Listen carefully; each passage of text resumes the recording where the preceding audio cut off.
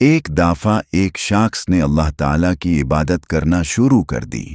وہ اتنا مشغول ہوا کہ دنیا کی ہر چیز چھوڑ دی، مال، دولت، لوگ سب بھول گیا اور صرف اللہ کی رضا میں رضی رہنے کے لیے انسانیت کے رستے پر چل پڑا۔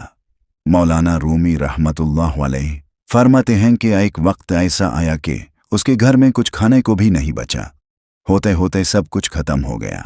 وہ شخص گلیوں میں چلتا رہتا، موت کا انتظار کرتا ہوا کہتا، اب میرے پاس کچھ نہیں بچا، بس اللہ ہی سنبھال لے۔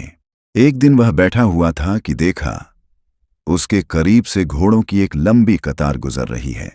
ان گھوڑوں کی زین کاٹھی، سونے اور چاندی سے بنی ہوئی تھی۔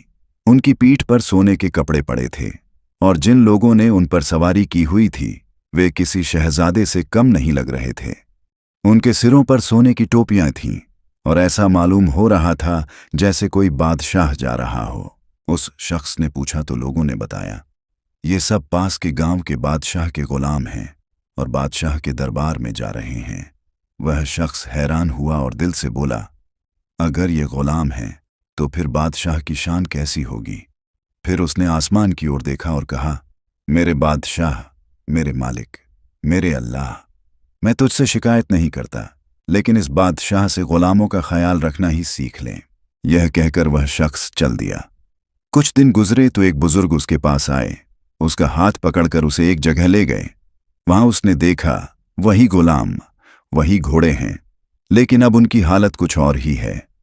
کسی گھوڑے کی ٹانگ کٹی ہوئی ہے، کسی غلام کا دھڑ گھوڑے کی پیٹھ پر پڑا ہے، کسی کے ہاتھ کٹے ہوئے ہیں، کسی کے سر سے خون بہ رہا ہے، کوئی زخمی گھوڑے کو لے کر لوٹ رہا ہے۔ وہ شخص حیران ہو گیا اور بزرگ سے پوچھا، جناب، یہ سب کیا معاملہ ہے؟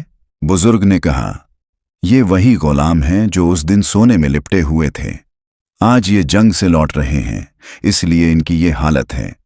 مجھے خواب میں اتنا کہا گیا تھا کہ اس شخص سے کہنا، بادشاہوں کے لیے قربانی دینا بھی ان غلاموں سے سیکھ لے۔ حقیقت یہ ہے کہ ہم قربانی دینا سیکھے ہی نہیں، چاہے دھرم، دین کا معاملہ ہو، رشتہ داروں کا ہو یا دنیا کا۔